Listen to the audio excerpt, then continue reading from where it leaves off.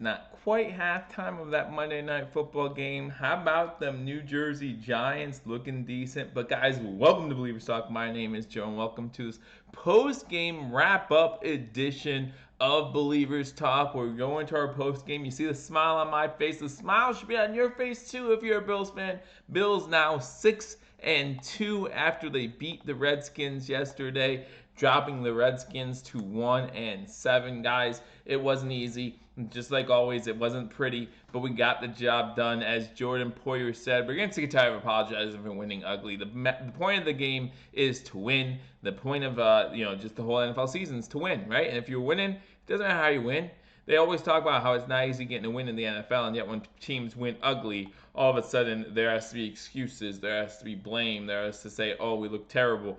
Well, let's not do that. Let's enjoy the win. We'll talk about it. Hey, Ronald. Hey, Scott. Hey, Buffalo Sports fan. How you all doing? Welcome to Bill-ievers Talk. Glad you guys are being here. And guys, welcome to Bill-ievers Talk. My name is Joe. If you're new to the channel, guys, hit that subscribe button. Like this video. And go ahead and leave a comment. This video doesn't go nearly as far unless you guys comment, so I'm happy. I'm a Giants fan for today. Hey, are we supposed to be scared of this Dallas team Thanksgiving? I don't think so.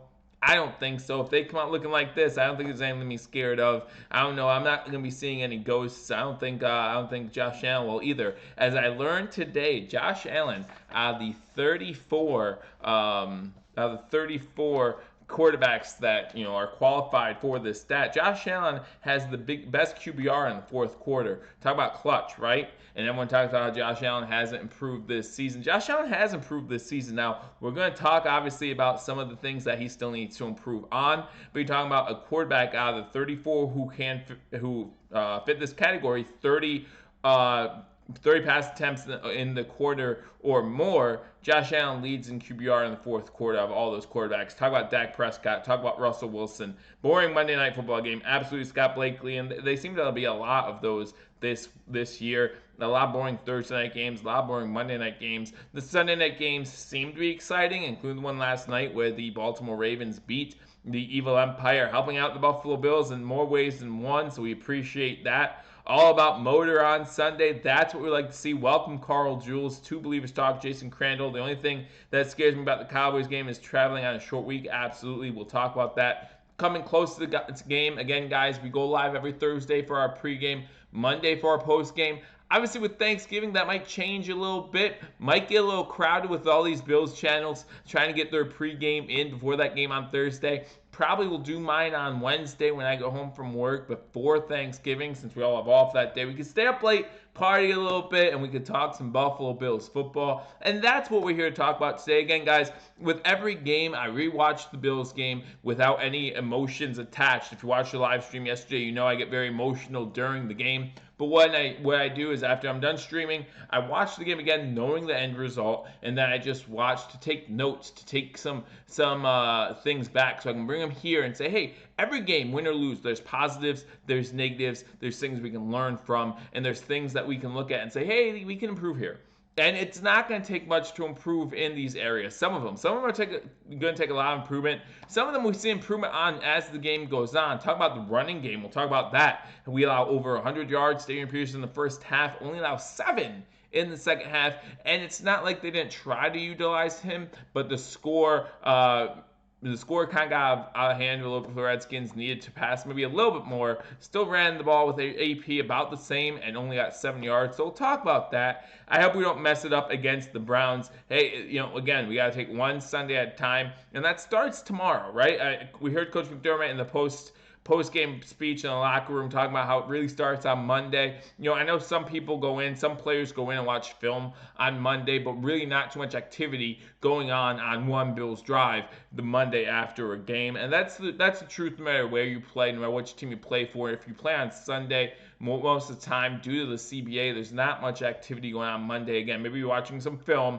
maybe you're in the weight room if you want to do that, but other than that, not much going on. It's really Tuesday when practice really gets heated up, so we look forward to see what happens tomorrow, but we can't talk about tomorrow until we finish talking about that game yesterday. Again, the Buffalo Bills beat the Washington Redskins by a final score of 24-9, moving them to 6-2, dropping the Redskins to 1-8. I apologize, 1-8 on the season. Again, guys, if you haven't already, hit that like button, hit that thumbs up button. It helps me out. Let people know we're in this and that we're talking Redskins Bills post game. Gonna have a couple different takes for you. I know a lot of people are mad at Brian Daboll. I don't understand why, and I'll talk about that in a little bit. I know a lot of people think this offense could be doing better. A lot of people not bringing up some of the statistics that I'm going to bring up in this post game, at least not the post games I'm listening to. Maybe there are some that you're listening to that I didn't get to mention or get to see yet. Let me know if you recommend anybody. I mean, I've had listened to hashtags post game, listening to Buffalo Fanatics post game. Really enjoy a lot of channels here on YouTube. So if you're a fan of the Buffalo Bills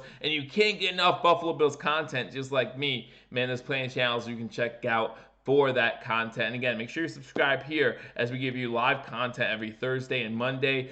Hashtag Sports and Bill-ievers Talk teaming up to give you the best 2019 play-by-play and reaction coverage to the Buffalo Bills. That includes us coming up Sunday against the Cleveland Browns. I'll be with you both here on YouTube and on Sportscaster. Link in the description below to Sportscaster, to my Twitter account, to hashtags YouTube, all that down in the description below, so make sure you check that out. James Williams comes in. I loved seeing Singletary run the ball. Hopefully now Allen will figure out that sometimes it's good for the running back to run the ball a good bit. Again, is that Allen or is that going to be on Daboll? We definitely saw more carries for Singletary, and again, we're going to talk about that. So first, we win. We want to talk about the positives first. And that first positive is going to be Devin Singletary. You're talking about 20 carries for 95 yards and a touchdown, a 2-yard touchdown run that sealed the game, iced it for the Buffalo Bills. Really, that drive in itself iced the game for the Buffalo Bills. I still don't like Allen designed runs. Love his reactionary runs when needed. Says Scott Blakely. And Derek saying, will the Bills be a Super Bowl contender in the next 5 years? I did a video this offseason about how Buffalo sports is going to win 2 championships in the next 10 years, whether it be Sabres hockey or Bills in the Super Bowl. I think we're well ahead of schedule. If you watched me during the offseason before the prediction video, I talked about how, the expectation for this team was maybe to go 9-7, and here now we are. And I predicted them to go 11-5 this season. I still think they can definitely do that, but we're winning. And we might be winning ugly, but we're winning, and we're not even close to where we want to be. Right? That's the fun part, is that we're winning, and we still have so much room to grow. So we're better than the bad teams. We're maybe a little bit equal with the teams like the Cowboys, the Eagles, some of those other teams that are battling 500, and who knows where we're going to stack up towards the end of the year with teams like the Ravens and the Patriots. We saw us hang into a pretty tight game, 16-10 week 4 against the Patriots. We're right there. We're right there. So are we going to be super contenders in the next 5 years? Absolutely not a doubt in my mind. He fumbled it again. Again, says Carl Jules. Yes, he did. But let's talk about Devin Singletary. Again, let's talk about the positives. We'll get to the negatives. We'll get to all that. But let's talk about the positives. My first positive is Devin Singletary. Again, 20 carries, 95 yards, and that 2-yard touchdown run, like I said, kind of sealed the game, made 24-9. 3 receptions for 45 yards, a great screen call by Brian Daboll that led to a big gain by the Buffalo Bills. So it was really cool to see. So a total of 23 touches for 140 yards. Give him the ball. I remember I was texting with Paul from hashtag most of the game, and all he kept saying was, that's what happens when you run the ball. We had a lot of third and shorts, third down efficiency. That's one of the positives I'm going to talk about here in a second too. But yeah, we had a lot of third and shorts, third and manageables. Why? Because we ran the ball on first down, we ran the ball on second down. And talk about some great misdirection in the first half. We had McKenzie running all over the place in some motion sets. We had Singletary running. We had Gore maybe not doing his best work, but he's creating some diversion. And then we did run Allen to the outside a couple times. And as was mentioned, we don't love the Allen run still. I don't love the Allen run still. But they got the job done every single time, which is more than we can say about Frank Gore, which, again, we will get to in a minute. So my first positive obviously has to be Devin Singletary, probably the MVP of this game. His vision is awesome, as Scott Blakely points out. He is just absolutely amazing. FAU Owls, baby. That's where he's from. Florida Atlantic University. We know he got a lot of carries over there. Glad to see him get involved. Hopefully, this is just the beginning, right? Hopefully, we begin to see him more and more involved in this offense. We saw him take the front seat and move Gore to the back seat. And Gore probably happy to do that. Give that young kid the run of the house a little bit. Let him show off what he can do. Really like to see what Gore did at the end of the game. getting Adrian Peterson's attention and making sure that he talked to Devin Singletary motor. AP had a lot of great things to say about Devin Singletary after the game. So if you haven't heard that, if you haven't seen that little clip, man, really cool to see AP talking to Motor after the game. So happy to see that. And AP had a great day, and we'll talk about that because that's going to be a negative for the Buffalo Bills. The next positive, however, we need to talk discipline.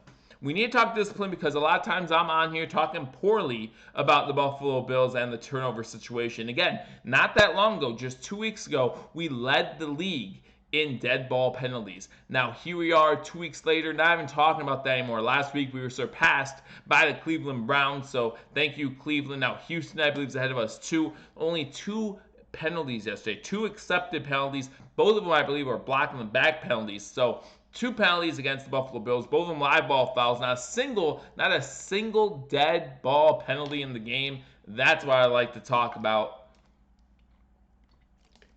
That's discipline. So yeah, I'm really looking forward to that. It's okay to stay people on like Good Morning American say they're surprised that the Bills are 6-2. I think it's stupid that they think that it's stupid to think that a 6-2 team isn't deserving of a 6-2 record. But again, you look at the record of the teams who beat, and I understand it.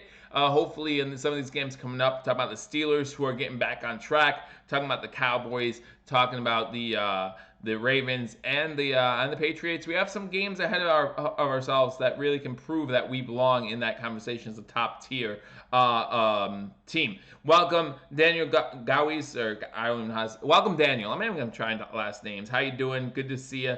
The Bills shut down AP in the second half, less than 10 yards rushing post halftime. And again, we'll get to that, guys. We'll get to that. So again, my second positive is discipline. Again, only 2 accepted penalties against the Bills. I think the Redskins only had 3 as well. So this officiating crew holding their flags, which makes the game more fun to watch, makes it go faster. Speaking of going faster, this game less than 3 hours. So that was really cool to see. I'm watching the Monday night game here as they're getting ready to go into halftime, probably close to halftime. 25 seconds to go with it, 12-10. The Giants beating the Cowboys. Dallas has the ball, however, looks like they might be in field goal range before halftime. 25 seconds there, so then maybe we can have more people join us here at halftime. Again, guys, if you haven't already hit that like button, hit that thumbs up like button. Let people know that we are here talking post game. And also, when it comes to discipline, no turnovers, okay? I understand that Josh Allen put the ball on the ground. He actually did it twice in this game. But we had good discipline to recognize those turnovers, or those potential turnovers, and the Bills got the ball back. And also, for the 3rd straight game, for the first time in Allen's NFL career, he goes 3 games without throwing an interception. Again, improvement. Is he a finished product? No, by no means. It's a long way away from him being a finished product. But we're talking about improvement, right? All we want to do is see improvement from game to game to game to game to game. Way through for 70%, guys. This is the 2nd game in his NFL career. Both of them this year. The first one against Tennessee. This one where he's thrown for 70% or better. That's pretty dang good. I know it's only, 14 for 20, right? He only had 20 pass attempts. But on a day where the weather is the way it was. Again, on Thursday, guys, what did I talk about? Don't let the weather become more of a factor than it's going to be. Only 20 pass attempts. Barely got 200 yards if he got over 200 yards. I forget off the top of my head. But he managed the game well. Okay, he managed the game well. 1 passing touchdown to Cole Beasley. 1 rushing touchdown. Just managed the game, able to do the small things well. Things that we needed him to do, he did them well. So great job by Josh Allen when it comes to that. So again, we're talking about efficiency. Again, we're talking about no turnovers. We're talking about discipline. We're talking about no turnovers, 3 straight games without an interception, 160 yards passing down, comes into no INTs in 13 quarters. Absolutely, again, that's progress. Bills are improving every game, and they are learning stuff from that. And I did hit that like button. Thanks a lot. Always appreciate it, guys. Again, if you're new, hit that like button. Hit that subscribe button. If you haven't already subscribed, guys, we go live every Monday. We go live every Thursday with our pregame. And we also give you Wednesday, we give you our pick'em videos. And then again, this Sunday, when we go against Cleveland Browns, I'll be giving you that live play-by-play reaction right here on Bill-ievers Talk and also on Sportscaster.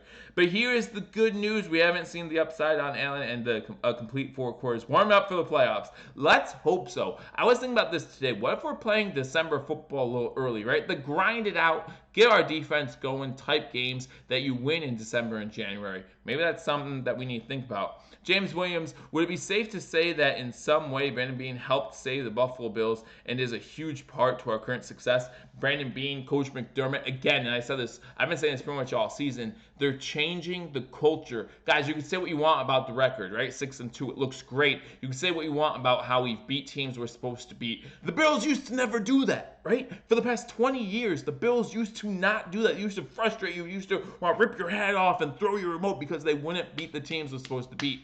Now, can they drop one of those games here in the future? Absolutely. But by now, if they haven't, it normally would have happened. It normally would have happened by now, right? We normally would use 2 or 3 of those games in a season, and it looks like the Bills are finally on their way up again. No matter what you say about the 6-2 success right now, you can say what you want. You can say we're beating the teams we're supposed to beat. Well, that's all you have to do to make the playoffs.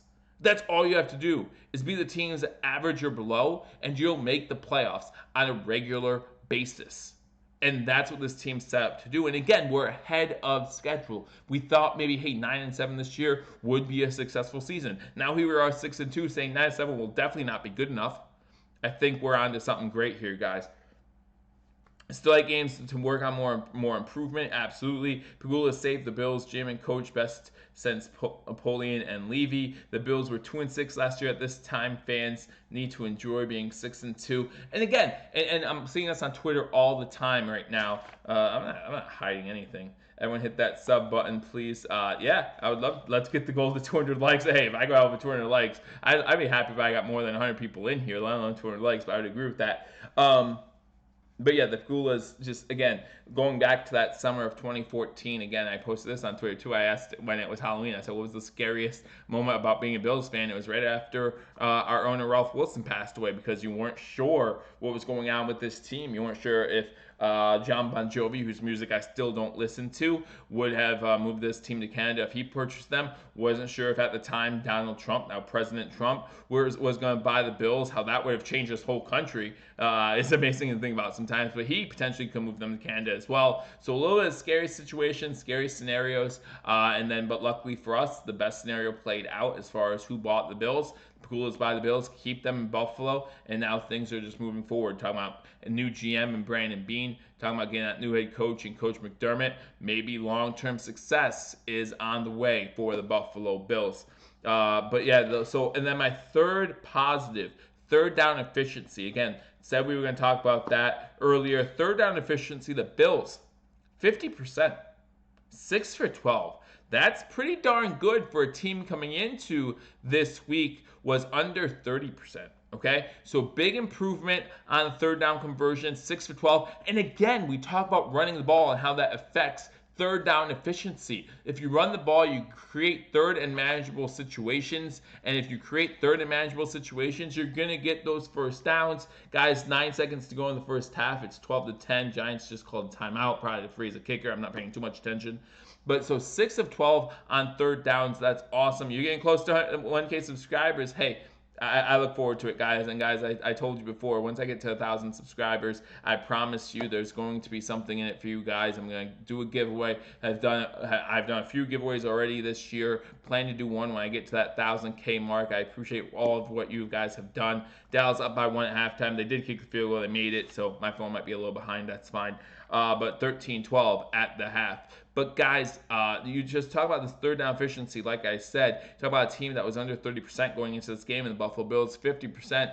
That tells you how well we ran the ball on first and second down, how it made it third and manageable situations, 6 for 12. Again, 12 third down attempts, maybe not that much, maybe not as many as some other games, but when you talk about only having 8 drives in this game, that really adds up, and you need to be able to score if you have minimal drives, and the Bills did that, especially in the first half. Effing Bon Jovi, absolutely, I say the same thing. Like I said, still don't listen to his music. Jack Patrick, aloha, 6-2 is fantastic. Nobody should hate. I agree with you, Jack Patrick. Scott Blakely, Genesis, halftime show, so lame. Monday Night Football, so lame. That's what I'll say there. But so third down efficiency, not only were we 6 for 12, the Bills defense held the Washington Redskins to 2 out of 11 on third downs. 2 for 11 on third downs. That's what I like to see. Now, we only had 2 drives that ended in 3 and out, so we need to improve on that. Again, the Bills led the league not too long ago in defense, forcing 3 and outs of the opposing team. Need to get back to that a little bit more, but still, the Redskins only 2 for 11 on third downs. That's impressive. So you're talking about the Bills getting 50%, talking about the Redskins being 2 for 11, which is going to be barely over 10%, like what, 16% maybe, something like that. So very good job on third downs. My fourth positive, and this is where I'm talking about, everyone's hating on Brian Daboll, and I don't really understand it. Were there some plays that we disagreed with? Yes, if you watch the live stream, there were plays where I was screaming, don't do that, don't do that, don't do that, and they did it. But it was successful more than I like to admit that it was. Washington has a stout D-line, lots of first-round draft picks, and the Bills were able to run against them. Good sign. Hey, Devin Singletary hopefully can run against anybody. That's what we found out yesterday. Other than obvious hype on Singletary, we scored on first drive. So funny stat about that first drive touchdown. That's the first time in Josh Allen's career that he's had a passing touchdown on the first drive of a game. So that's just one of those little things, and that's one of the notes that I put on my note sheet. Is those are one of those little caveats, right? Little things that you don't think about too much, but it shows improvement every single step of the way. We're showing improvement, and that includes Brian Daboll, who again on 3 drives in the first half scored on all 3. That's the second time this season that we've scored on 3 drives consecutively. How many times did that happen last year? How many times? 0. This time last year, we were averaging just over 245 yards per game. 245. We were 31st in the league in offense. I'm not saying we're doing a lot better this year. I think we're 25th right now in offense, but we're averaging over 300 yards a game, 320, something like that. We're close to 60 yards better, I should say. So 300 right above there. We're close to 60 yards better this time this year than we were last year. And is that all on Daboll? No. But can you take that away from Daboll? No. That is improvement. Again, steady improvement. And that's what we like to see. Let's get those likes up, Ronald DNX. Absolutely. If you haven't hit that thumbs up, guys, again, hit that thumbs up. The media never gives Buffalo credit. Just yesterday, they talked about how the Baltimore was their biggest challenge this season, how the Patriots blow teams out. Must have forgot they only beat us by 6. Yes, and it was on a block punt, right? On a block punt. So Buffalo versus everybody. Mike Hyde, sick of criticism. Last year we were 2-6. Now, and again, like Micah Hyde said, we're sick of time making excuses for how we win. The point is we win. Again, the media every year talks about how hard it is to win in the NFL. Oh, it's so hard to win a game. Yada, yada, yada. And here we are 6-2. And it's like, oh, well, look at their schedule. No, it can't be both ways. It cannot be both ways. But I'm not worried about how the media portrays the Bills. I'm worried about how that locker room portrays the Bills. How do we portray our team? We portray them as world beaters. That's what I see in our Buffalo Bills right now. Again, constantly improving, changing the game for the Buffalo Bills. Again, now's the time to jump on that bandwagon if you're not already on it. This Buffalo Bills team is set up for success here in, not just in the future, in the now. In the now, we're set for success. Again, constantly improving. We saw that with our defense, and we'll talk about that too in a second. But man, constantly improving. And then my fifth and last positive that I'll talk about right now is the backup, and I use that word in quotations because we're always rotating our defensive tackles, but our backup defensive tackles, Vincent Taylor and Jordan. Reporter from NFL Network, right, who said the Bills might win the division and things like that. Other than him, they're all eating crow already, 6-2. Remember Vegas? Vegas had, and I'm going to make some money with one more win. One more Buffalo Bills win, and ooh, I'm in the money. Do you know why? Because Vegas had us winning 6 games this season. 6 games. We're halfway there. We already did it, Vegas. Vegas knows what they're talking about. No, they don't. They don't know our Bills. They don't know what Bills Mafia is like. They don't know. But I'm making some money on that one, baby, because the Buffalo Bills 6-2. So again, my last positive that I'm going to talk about from this game. Let's talk about our defensive tackles a little bit. Now, Star Lotulelei, we'll talk about him in the negatives. I felt like he had a really bad day. But man, Jordan Phillips, Vincent Taylor, let's go, baby. Vincent Taylor was just brought on this team Saturday. Just brought up from the practice squad on Saturday. And what's he do? 3 tackles, 1 tackle for a loss, makes himself known in that second half as a force on that defensive line. Jordan Phillips, oh, he's just a freight train, baby, coming after Dwayne Haskins yesterday and knocking him down hard in that fourth quarter with a sack. Great sack by Jordan Phillips. We had 3 sacks on the day. We got to the quarterback more than we have been, so that's good to see. But Jordan Phillips with another sack. That's his 3rd game in a row with this, at least 1 sack, maybe his 4th game in a row. 3 tackles, 1 tackle for a loss, and that sack. Great job there by those 2. Extend Jordan Phillips. Now, that's right, Jordan Phillips on a contract year. And everyone talks about how he was brought in as a rotational piece. He's playing like a much more than a rotational piece.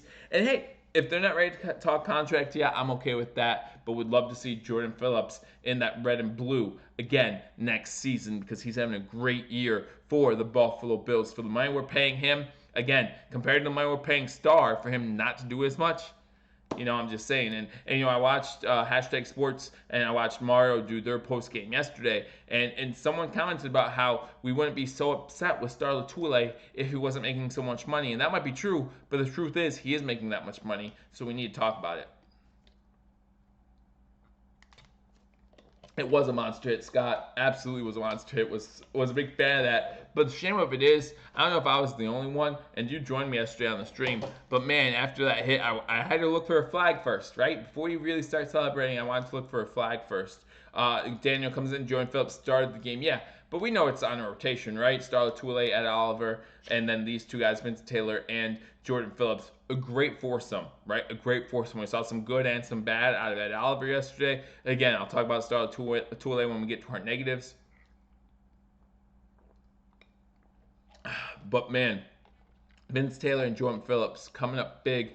So let's get to the negatives a little bit here, okay? And again, come on, Joe. I look for a flag on every play, bro. Absolutely. No, that's the truth. That's unfortunately, that's 100% the truth. But in this game, a lot less. When we talked about it a little earlier, right? Only 5 accepted penalties total in this game. So it was nice to see a game that ran less than 3 hours. Guys, I can watch football games like that all day. I know the score wasn't 50-40 or whatever people like, but I thought it was a pretty good game, even just as a football fan. Ran well, ran smoothly, not so much choppiness because of flags. About 2 hours and 45 minutes. It was a great game. Great game. I wish someone would break down Star's game. Coaching seems to be pleased, but fans seem to be upset. Again, the reason why Star sometimes looks like he's having a bad game is because he's taking on double teams. And I did see someone say that, you can't blame Star for something that Tremaine Edmonds is supposed to be doing. Tremaine Edmonds needs to be getting off those blocks sooner and making those tackles in the hole, getting into the hole quicker and closing the door on Adrian Pearson. If Star's taking a double team every time, then we'll get upset because he's not getting any stats, right? He's not getting tackles. He's not getting sacks. But he only had 1 tackle yesterday, by the way. But if he's taking double teams, that means somebody needs to get in there and stop the run. If he's getting double teams for AP to run for 10 yards a clip, then what's the point? What's the point? And he wasn't forcing the double team yesterday on every single carry. And that's part of the problem. He was losing some of his one-on-ones, and that becomes a problem, especially when you're paying the man $10 million a year. The front line seems built for the run. It does. Edmonds needs to be more aggressive against the run, says Daniel. Yeah, that's the thing. He needs more aggressive. He needs to come up. The problem, to me, is, and hopefully this can be coached out of him. When he was in college, one of the knocks on him was they fell for the play action too much, right? He fell for the play action, moved forward, and then all of a sudden the tight end or whoever is going behind him, right? So that was a big knock on him coming out of college. So I wonder if to reverse that, he just isn't coming up enough. Right now he's not being aggressive. So hopefully there's a little bit of a balance there. I would like to see, but again, young player, second season, hopefully he can improve on that. Can you break down how Josh Allen has made improvements in the drive, when to slide or go for the hit. I'm an 11-year-old best fan of the Bills. Let's go. Hey, glad you're joining us. I'll break that down for you real quick, okay? Again, we'll get to the negatives here in a second, but let's talk about Josh Allen. Let's talk about his improvements. And it's not all Josh Allen, right? So Josh Allen this offseason, and he does get some help from other quarterbacks and other sources. He actually went to a baseball training camp. And the reason why I went to a training camp in baseball, and other quarterbacks have done this too, to learn how to slide, right? You know that Josh Allen's an athletic dude, right? He's very athletic. He can play all the sports. So, and we know that like Russell Wilson, for example, he'll do this. He'll go to training camp. And one of the reasons they do that is they learn how to slide. So a lot of times you'll see them do that just to get that sliding down. Because one thing, anybody who has an athletic bone in the body or a competitive bone in the body knows that you don't want to slide. I just saw Daniel Jones on a reverse make a huge block, or he actually just got in the way and got hit pretty hard, because you have that competitiveness born in you, and you don't want to slide down. You want to say, hey, I could take that hit, right? It's ingrained in us, right? We feel like we could take all the hits, but you can't. You can't. So one thing that I've really liked about Josh Allen's game the past 3 games is you see him roll a pocket. If something's not there a lot of times, and he didn't do this on one of the drives, which we'll talk about here in a minute too, if he doesn't see something open, he'll throw it away. And he didn't do that his first season. And that's coaching. That's Ken Dorsey. So I know you probably don't pay too much attention to the coaching staff because you're only 11 years old. I didn't do it at 11 years old. And Scott's right. You're a smart 11-year-old. So we got a new quarterback coach in the offseason. We got rid of our old quarterback coach. We bring in Ken Dorsey. Ken Dorsey was actually working with Josh Allen during him practicing for the combine and for getting ready for the draft. So there's some familiarity there between Josh Allen and Ken Dorsey, which helps Josh Allen out. And so Ken Dorsey, who has been known to be a good quarterback guru in his own right, can teach Josh Allen things about getting down, about the importance of taking a sack instead of throwing the ball away or throwing the ball into a dangerous situation, which we saw him do a lot last year. We've even seen it at times this year. So that has helped Josh Allen, that getting that new quarterback coach in there, someone he's familiar with, someone that he could talk to, lean on. And Ken Dorsey was a backup quarterback in this league for a little bit, I believe, so, or at least a college quarterback. So he has a familiarity with the game, and that goes light years into mentally improving a quarterback, right? So you talk about the addition of Ken Dorsey, you talk about him learning from other athletic people like a Russell Wilson, like watching them in baseball, learning how to slide, things like that. These little details are what matter a lot when it comes to developing a quarterback. And people take those things for granted. It's not worth taking for granted. You remember, I remember Joe Flacco. Joe Flacco, when you watch him slide, it looks awful. Even in his heyday, if he ever had one, when he slides, it just looks bad, right? And when you don't slide and when it looks bad when you slide, that leads you to more potential again hitting the head. We saw him get hit in the head by Kiko Alonso, even though we know Kiko has been known to be a headhunter in the past. Those little things matter. And I'm glad you checked into that because that's important. That's important to me. So I hope that answers some of your questions. So I'll get to some of the comments here as well. Correct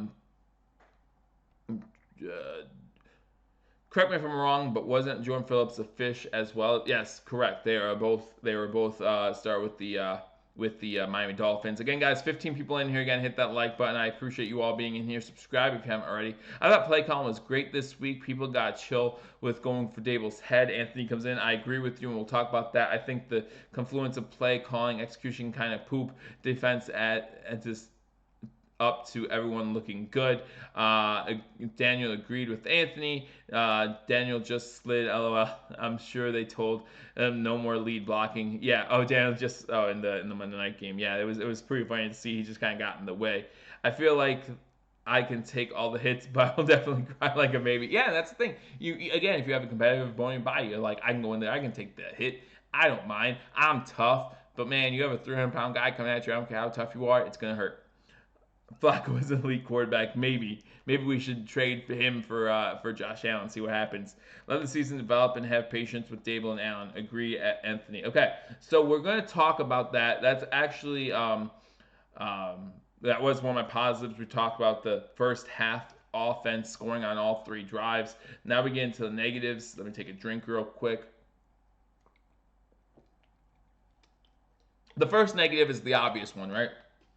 So the first negative that I have is that first half run defense, allowing Adrian Peterson on 9 carries to get over 100 yards. That's unacceptable, okay? For a team that's known for their defense, we know that Miami ran against us pretty decently. And then Philly comes in, what do? They gash us for over 220 yards. And then Adrian Peterson comes in the first half, and really he's the only thing that kept the Washington Redskins in this game. The whole game, the entire game. So the Washington Redskins, or for the Buffalo Bills on defense, the one person you need to take away was Adrian Peterson.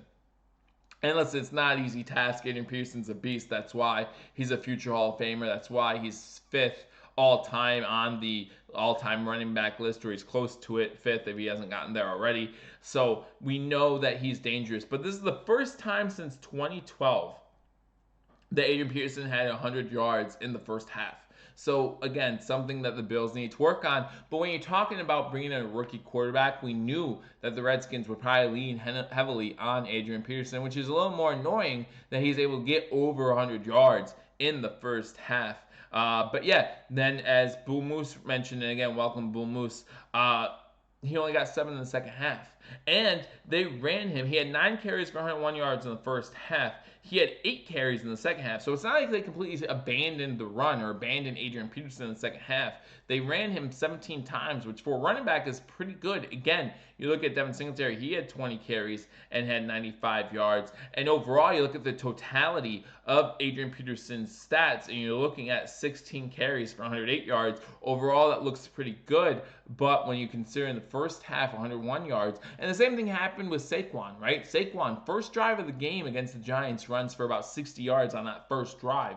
Finishes with barely over 100. So there are some improvements that we're seeing from our defense in the middle of a game. Something that we have to really give credit to Coach McDermott. Something we really have to give credit to Leslie Frazier for doing, for making those mid-game adjustments, making it hard. And that's going to happen this week with Chubb. Chubb is a great running back, right? So that's the one thing we need to watch out for. I trust the secondary when it comes to watching out for Odell. I trust the secondary when it comes to watching out for the wide receivers in Cleveland. But man, we really need to get that defensive line to get working and stop Chubb before he really gets going. Chubb is definitely a momentum type running back. He gets some momentum behind him, and he's going to be tough to bring down all game. Let's stop it early, and then we don't have to worry about as much. And then let's score, and then maybe we'll force him in passing situations. Let's get to some of the comments here. AP is having a very good year, and will be a Hall of Famer, no doubt. Oh, absolutely. Absolutely going to be a Hall of Famer. I think Flacco has to pay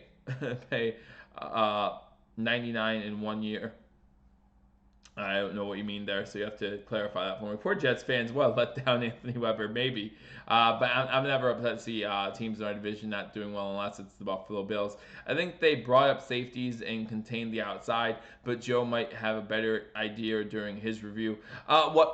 First they one thing that they really did in the second half that they didn't do as much in the first half was you did not see. Why can't I remember his name? Why can't I remember his name right now? Teron Johnson. Teron Johnson did not play as many defensive snaps in the second half as he did in the first half.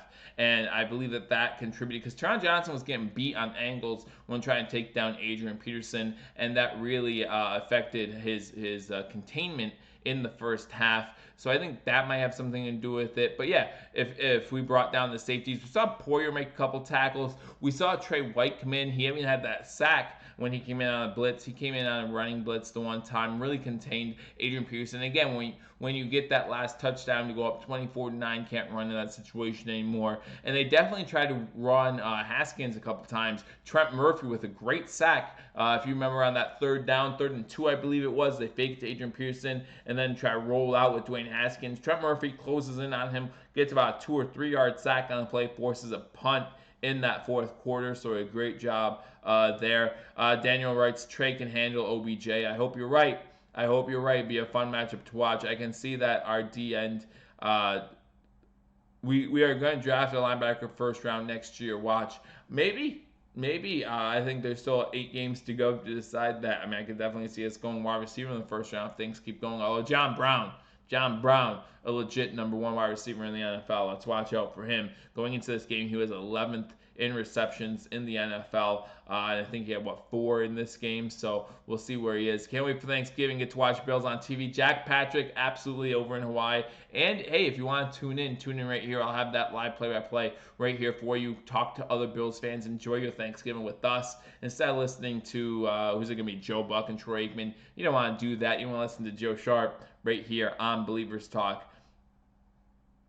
Joe OBJ to worry about his cleats. Hey, OBJ has a lot to worry about there in Cleveland, so we'll worry about that on Thursday. Again, join me Thursday for my pregame on the game against the Cleveland Browns, and then Sunday I'll be giving you a live play-by-play reaction right here on Bill-ievers Talk. So make sure you catch that, guys. Again, if you haven't already hit that like button, help me out. My second negative. We're talking about a player here, Frank Gore.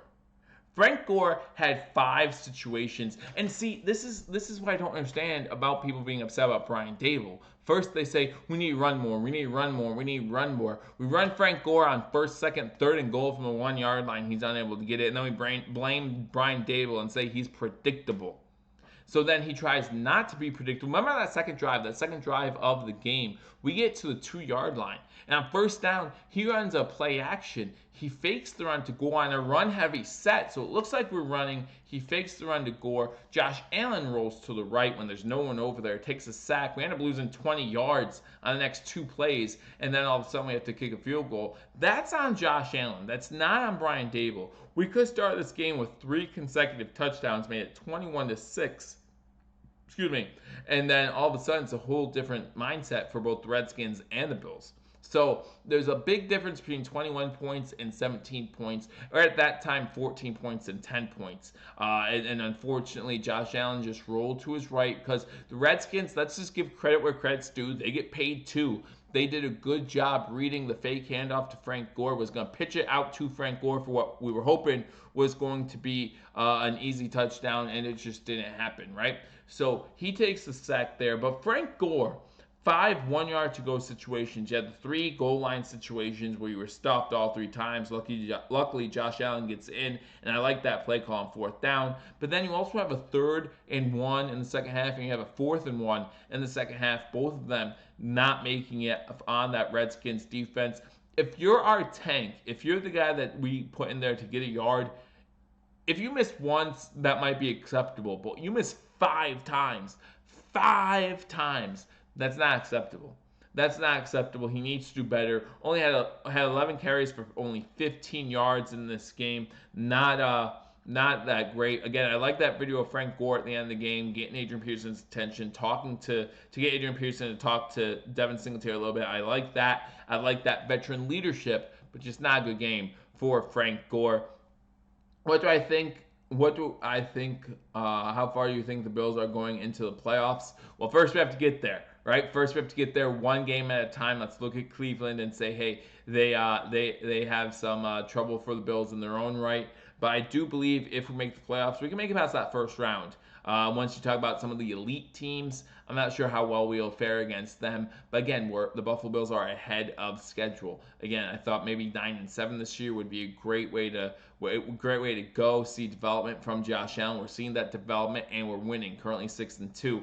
Gotta love it if you're a Bills fan. So I'm really enjoying this season right now. I hope you are too. We'll worry about the playoffs when we get there. Obviously, it matters matchup-wise, right? Right now, if the playoffs will start today, we have a first-round matchup against Kansas City with Patrick Mahomes. That could be a tough task, right? So matchups matter, but we'll see what happens when playoff time comes. But we could definitely win a first-round game, maybe surprise some people, get into that divisional round instead, get a wild card weekend. Can't wait for that Thanksgiving game, Jack Patrick. I know I can't wait for it either. Jack Patrick, what's our record in the next 4? Yeah, so here's our next 4 games: Cleveland, Miami, Denver, Dallas on Thanksgiving. Those are our next 4 games, okay? So Cleveland this week, we can definitely win that one. We can definitely lose that one. Scott says 4-0 or 3-1. We can win this weekend, right? We can win this weekend easily. Miami, we better beat Miami, all right? I know they got 1 win. They're excited. I get that. But We better beat Miami. I don't care if it's in Miami. I don't care where it is. We need to win that game, okay? Then you go on and you play Denver. The Denver game is in Buffalo, so there's no reason to lose that game. If it was in Denver, I'd say it would be a little trickier, but that's in Buffalo. Need to win that one. And then you go to Dallas on Thanksgiving. And I just got a good feeling. I don't know why I got a good feeling. I just got a good gut feeling we can win that game. So I'm saying between the Cleveland Browns game and Dallas game, we lose one of those. We go 3-1 in the next four. Go 3-1 in the next four. You're talking about a 9-3 team going into that tough 4-game stretch where we got the Ravens, Steelers, Patriots, and then we end at home against the JTS New Jersey Jets. So we'll see what happens. But next four, 3-1 makes us 9-3 on the season. I like it. The Bills only had 3 drives in the first half, and they got 17 points, and fans complain about not getting 21. And again, if you want to complain about not getting 21, you have to blame Josh Allen. He rolled out, again, Josh Allen could throw that ball away, throw it in the back of the end zone. You do not get intentional grounding, or at least you shouldn't get intentional grounding for throwing a ball out of the back of the end zone. So you throw the ball in the back of the end zone, you get 2nd and goal from the 2. Big difference between 2nd goal from the 2 and 2nd and goal from the 7 or 8, wherever that was after he took that sack. Can't look past the Browns. No doubt, you're absolutely right. We cannot look past the Browns. We can't do that. And again, join me Thursday as we break down that game and I let you know some of the keys to victory in that one. Everyone, smash that like button. Loves everyone. Yeah, smash that like button. Absolutely right, Anthony. Loving this content. Loving everything we talk about. I have a few more negatives on this list I want to talk about. A few more notes from this game. I'll get to your comments as well as they come by here. So again, thank you guys for joining me. Can I talk about the play where Josh Allen thought that the Redskins false started? And oh yeah, sure, absolutely. So we have the right defensive end for the Redskins. He moves, and at no point, at least from my angle, from where I was watching the game, from the camera angle that we had, at no point did I think the defensive end jumped offside. From his peripherals, from Josh's peripherals, he just sees the guy jump, and he thinks he's offside. The center, and the announcers talk about this during the game as well. The center snaps the ball to Josh Allen. He doesn't look like he's even ready for the snap, but because Mitch Morse is a smart center, he thinks he sees someone jump off sides. He says, free play, we got it. So the moment you know it's a free play, you're going to go to your deep route, right? Because nothing bad can happen. The worst thing that can happen is offensive pass interference, playoff sets, and you have a new set, and you just replay 3rd down in that situation. But no, so Josh Allen thinks that there's a false start, both because he saw someone move in his peripherals and because Mitch Moore snapped the ball when he wasn't exactly expecting it. So he thinks, hey, Mitch Moore saw the same thing I saw. We have a defensive false start or encroachment on the defense. So then, of course, you're going to go long. So John Brown runs a streak route. Josh Norman is on the coverage. Josh Norman gets to John Brown before the ball does. But if you've ever been a wide receiver in anything, in backyard football, in anything, when you're jumping up and focusing on the ball, you don't necessarily feel that contact right away. So the ball goes. I still feel like John Brown should have got the ball. I really do, whenever they threw his hands. But John Brown's beginning to feel that contact a little early. Should have been pass interference. Wasn't pass interference. Maybe could have been challenged. Because remember, the Buffalo Bills called timeout right after that play. And I said this during my live stream. I said, listen, if you were going to call timeout anyway, throw the challenge flag. It doesn't matter. It works the same way. So Josh Allen just thought he saw what he saw. The referee was correct in not throwing the flag on the encroachment. The defender did not encroach the play, and if he did, he got back before the snap. But there was pass interference down on the other end. A little worried about the run D versus Zeke. You have to be worried about that run D versus Chubb first, right? Let's see how the run D does against Chubb. I mean, I think the Giants, I haven't watched much of the second half yet, but I think the Giants are doing a pretty good job containing Zeke in this one. I think that more depends on Zeke's mindset. Maybe because it's Thanksgiving, he'll have a more focused mindset, but sometimes I think Zeke's in and out in games, and it shows up on the stat sheet. So we'll see what happens, what kind of team we run into in Dallas. If they lose this one, if they lose this one and lose another one before the Bills game, that worries me, because then they come into Dallas with the same mindset as Philly did coming into Buffalo, with that must-win mindset. I want them to win a couple. I want them to feel good about themselves, and then the Bills come in and just take it. come in and just take it, take it just like and run into that little basket that they have or bucket or whatever it is for the Salvation Army that they have every Thanksgiving. Would love to see that. Disagree. Taking a sack is better than throwing a pick or making a bad decision. Have to protect your point, vantage point. What comment did I make that I said taking a sack is better than throwing a pick or making a bad decision? I agree with that, but if Josh Allen is sure that there was a flag, and that's the only situation. If Josh Allen is sure there was a flag, which there wasn't, but he thought there was, then throw that ball up. Throw that ball up. Yes, the interception is better than or taking a sack is better than an interception, but not when there's a flag that's going to bring it back anyway. But again, other than that, I'm not saying that Josh Allen should always throw it up. No, don't get me wrong. I'm saying when there's a flag, which maybe you need work on Josh Allen knowing there's a flag, then you could throw it up. But at the same time, again, should have been pass interference there, but wasn't.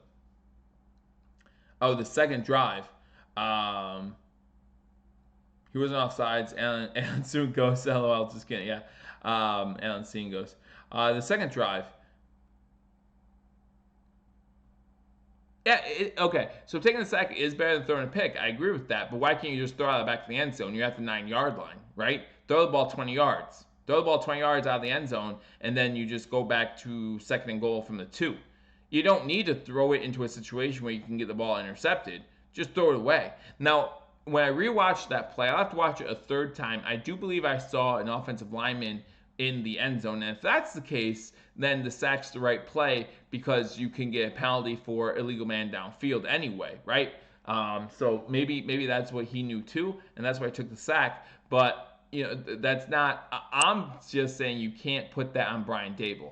You have to put that on either A, the Washington Redskins defense stepping up and making a play, which is fine. They get paid too, like I said, or B, Josh Allen for rolling the wrong way. When he rolls that way, there's no one over there. Because again, the whole play is designed to go to the left. You have your tight end and Gore both to your left. You have no one to your right who can catch a ball. So you're immediately taking away the part of the field that has every Buffalo Bill player who can catch a ball on it. And yes, I agree. Taking a sack is better than throwing it into the end zone, just throwing it up. But if you could throw that ball out of the end zone, then you don't get an intentional ground penalty. So that was my surprise. McDermott didn't challenge the PI on Brown. Pretty clear, and who cares if we lose? Yeah, absolutely. At that time, hey Joe, or hey Cam, how you doing? Hey Joe. He says, hey Joe, hey King Cam, how you doing? Glad you got off work to join us. Hopefully you watched the rest of the game yesterday after halftime. Good win for the Buffalo Bills, man. Again, 6-2. So thank you for joining us here on Bill-ievers Talk. He had quick pressure. He did have quick pressure. This is really cool. You would understand if you were an 11-year-old, a YouTuber answers your question. This is awesome. Absolutely. Hey, man, I appreciate it, and thank you for joining us again. Hit that subscribe button. You can subscribe to our channel. Hit that notification bell. Let you know when we go live. And I'm here. That's what I'm here for. I answer any questions I can. I'm not always the best at it. I always enjoy going over to #sports. Again, their link is in the description below. Head over there. Mara and Paul are two of the greatest Buffalo Bills YouTubers on here. I like to think I'm up there with them too, but they're really cool. So again, check them out as well. Subscribe to them, as it looks like the game is back. So I do want to get to some quick notes. 13-12, halfway through the third quarter there. So they've been back for a while. Some other notes from this game. Oh, my other negative was Star Lotulelei. We talked about him a little bit. Defensive tackle. He lost some key one-on-one battles. He was double teamed a lot. And again, when he takes on those double teams, I don't blame him.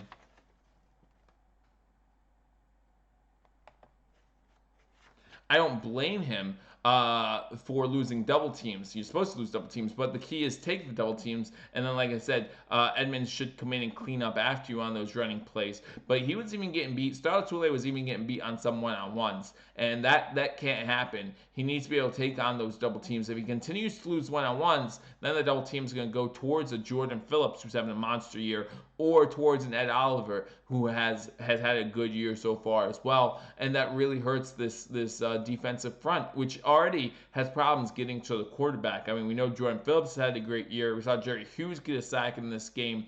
So some good good pressure at times in this past game, but we need to do a better job overall getting pressure on the quarterback. Hey Kyle, how you doing?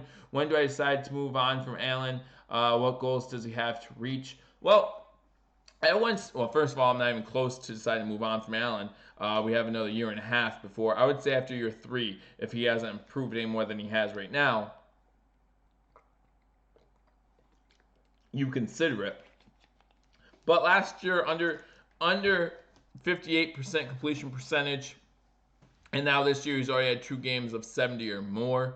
You talk about 3 straight games not throwing an interception. That's huge. Those little improvements are huge, and that's all you want to see. Again, as a Bills fan, I'm saying we're ahead of schedule at 6-2. I'm saying we're ahead of schedule with Josh Allen. Does he need to work on that deep ball? Yes, but if he loses the deep ball to complete those 10, 15, listen, him rolling out and throwing the ball on the run, man, it's really good. It's really good. If you have not seen Josh Allen rolling, especially to his right, and hitting John Brown 4, 5, 6 different times this season, he's been rolling to his right and hit John Brown in stride twice yesterday. Once dropped by John Brown. Once was that catch on 3rd and 16, I believe it was. But he's just done a really good job with that. So I'm watching that. Watching Lamar and Mahomes has made me impatient. And that's what happens, right? You see quarterbacks doing it right away, and we get impatient. We can't afford to get impatient. Again, remember, this is his first year with Ken Dorsey, right? First year with Ken Dorsey, you have that familiarity from before with the draft process. I think the more Ken Dorsey works with Josh Allen, the better he's going to become. But I see Josh Allen's stock moving up. And now the 2018 quarterbacks, other than Lamar Jackson, and I'm going to do an episode on this, other than Lamar Jackson, out of the 2018 draft class, those top 4 guys, who would you rather have? Josh Rosen? No. Baker Mayfield? No. Sam Darnold? No. We don't know enough yet. You got to go with Josh Allen.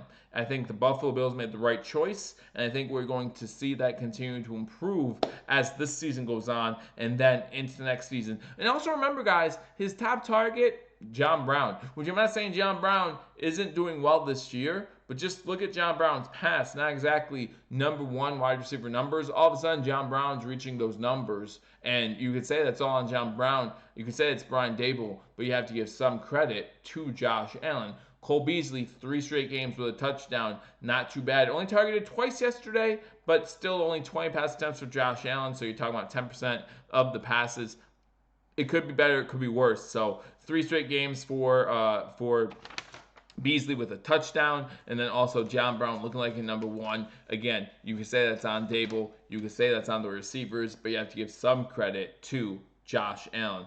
This is Josh Allen's first year with an average or above average offensive line. Keep that in mind. Yeah, so according to Pro Football Focus, as of last week, we had the 24th ranked offensive line, so still below average, better than last year. It was hard to get worse than last year, but still below average. And that keeps improving too, and if that keeps improving, Josh Allen keeps improving, it's all good from there. I get your point, but I don't want to be like the QBs on a bad team, though. We were a bad team just last year. Right, we were a bad team. We were a 6-10 team just last year, so we were a bad team. I still think that we need to give Allen time. Allen, unlike some of the guys we had to get rid of this past season, because again, like Mario and Paul talk about #sports, some players are good on a 6-10 team, not good on a 10-6 team. Josh Allen's still good on a 10-6 team, and we need to continue to wait for that improvement. Be patient. Be patient. Again, he'll never be Patrick Mahomes, okay? I would debate with anyone who says, oh, Josh Allen needs to throw for 300 yards.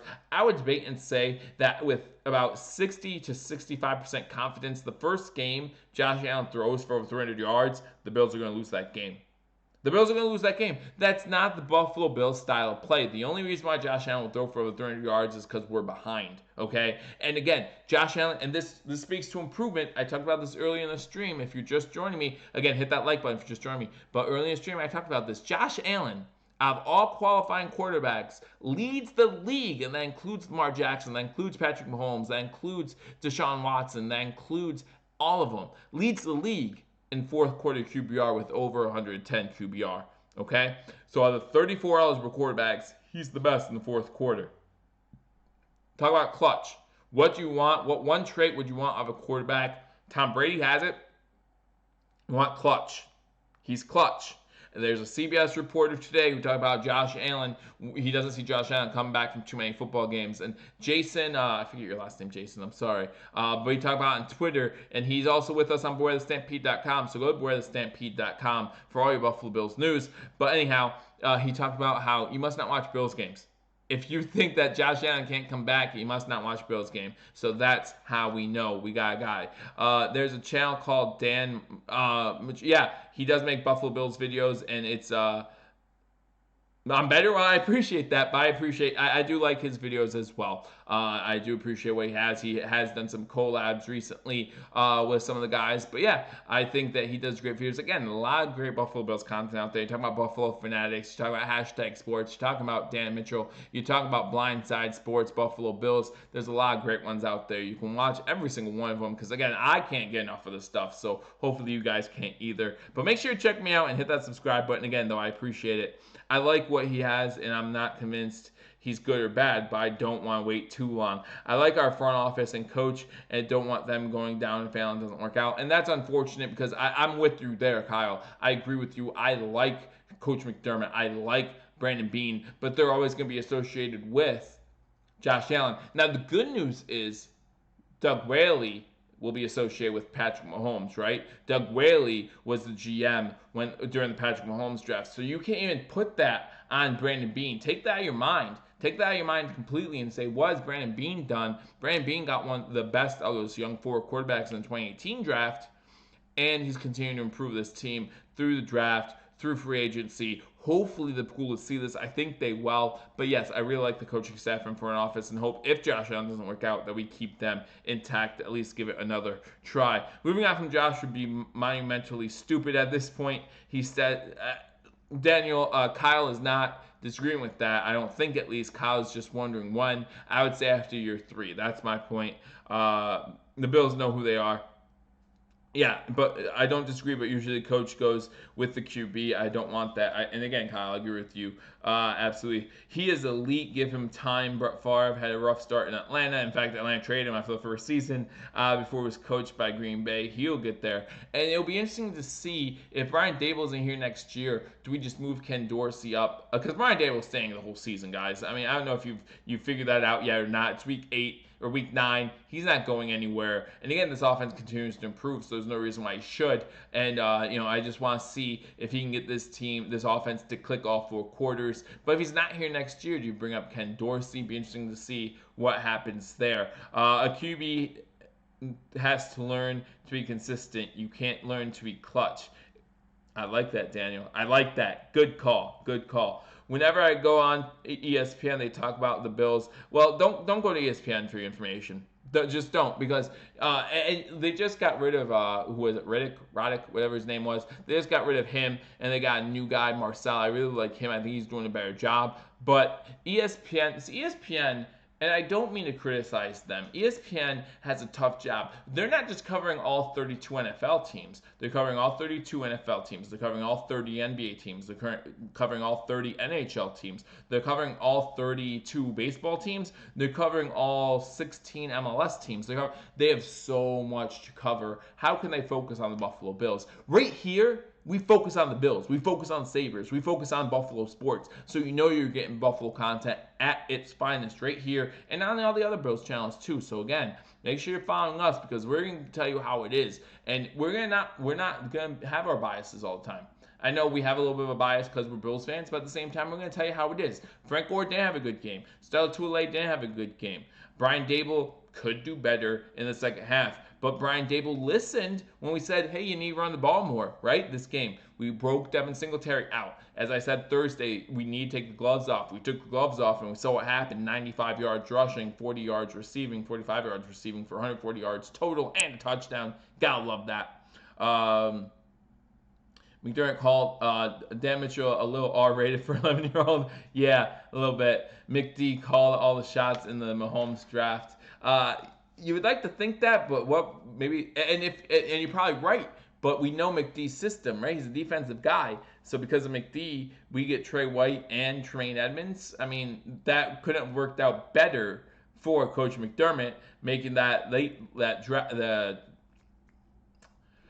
what am I trying? The trade with Kansas City turned that into Travius White, a All-Pro, maybe Pro Bowl cornerback. Should have been Rookie of the Year cornerback. If you follow the channel, you know I believe that. And also the next year, turning out and getting the best middle linebacker possibly in the draft. Also a guy who looks pretty good for the Buffalo Bills his first 2 seasons. So even if that's true, Daniel, and you might be right, I mean, it still worked out pretty good for him. I'm a little already for 11-year-old, says Idrugit. And maybe you are, but I promise you this is not R-rated here. I promise you we try to keep things as clean as possible on Believers Talk. Tough position for McDermott to draft QB knowing Whaley was leaving. Yeah, absolutely. FS1 better than ESPN. Believers Talk better than FS1 and ESPN combined. Listen to John Clayton on WGR, and you realize how out of touch the national media is. And that's a shame, right? That's just a shame, but that's the truth. The worst with Tasker and Murphy, they insult callers and call them stupid if opinion varies from their own. That's why these communities are awesome. Yeah, I agree with that. I agree that these communities need to stay intact, need to stay together. Bills Mafia, just one of the best to do it. About the Sabres, they are on a tough 3-game losing streak. The Sabres had chances. Yeah, they're on a tough 3-game losing streak, but that's the benefit of getting off to such a hot start, too, is this losing streak kind of puts it into context. Now, we can't do what we did last year and completely tank. After we won those 10 games, we completely decided to tank. We can't do that. But now we're off to Sweden, right, for some international hockey. So I look forward to watching that this week. And then we'll come back home.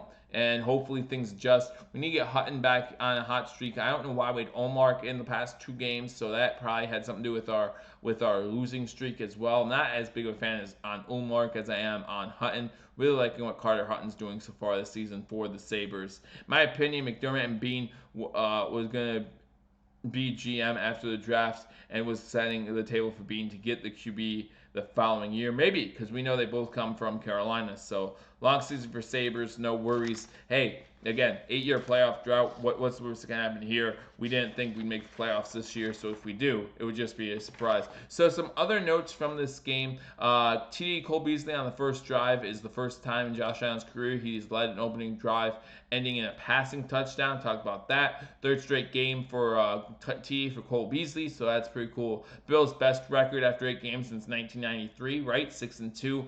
Best record since 93 when we finished 7-1. So we'll see there.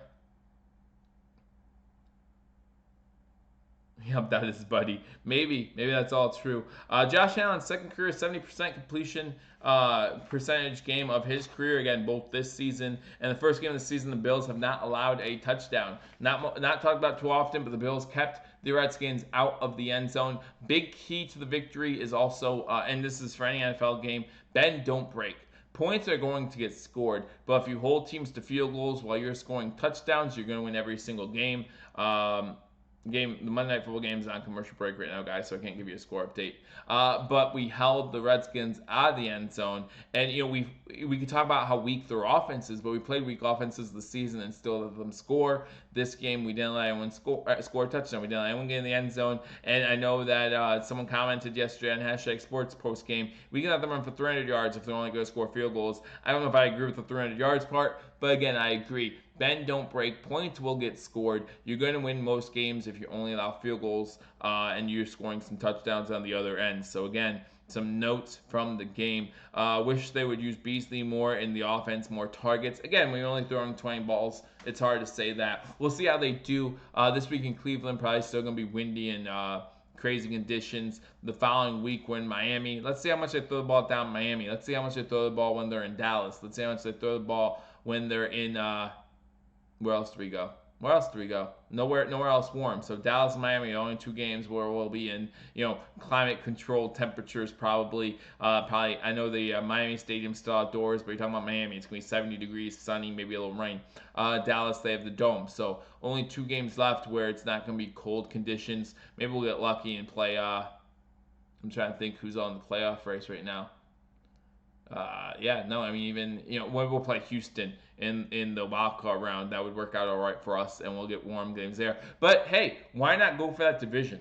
We're only 1 game back in the division, guys. Again, Buffalo only one of 3 teams who control their own destiny in the AFC for the number 1 overall seed. Bills win out 14-2 with the number 1 overall seed. Now, New England wins out, they're the number 1 overall seed, of course, and if the Ravens win out, they're the number 1 overall seed, of course. But if the Bills win out, we beat both those teams, so we would be the number 1 overall seed. We're only one of 3 teams who can say that going in week 10, and that's a good place to be. Again, guys, we're 6-2. There are plenty of room for improvement, but the Bills are ahead of schedule, and we're winning while we're improving, and that's always a good sign. Hopefully, by the time we reach that core 4-game stretch at the end of the season, we're rolling on all cylinders. Again, guys, hit that like button, guys. And again, thank you for joining my Bill-ievers Talk. If you're new, hit that subscribe button and let me know what you think. If you're not watching me live, if you're watching this after the fact, leave a comment. Let me know what you think about the Buffalo Bills. Again, 6-2, 5th seed overall, 2nd best record in the AFC. We'll take it every single time. We're coming after you, Bill. We're coming after you, Tom.